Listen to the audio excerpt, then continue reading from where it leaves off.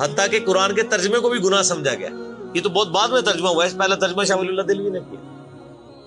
पहले तो लोग कहते हैं कुरान का तर्जमा करने की जरूरत नहीं है। और यहाँ लोग कहते हैं बुजुर्गों की बड़ी खिदमत है।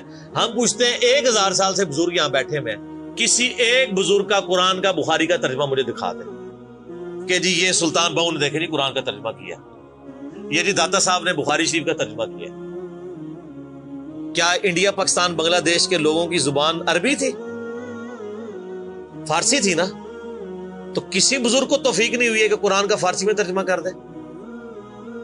ये इतना बड़ा छक्का मैंने मारा है कि क़यामत तक ये रोएंगे। आंदा को क्या ना बुजुर्गों की खिदमत है।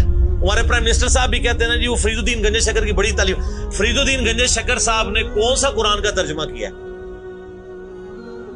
अगर किसी ने कुरान का तर्जमा ही नहीं किया, बुखारी मुस्लिम का तर्जमा ही नहीं किया, वो क्या खिदमत करता रहे? वो अपनी तालीमात देते रहे।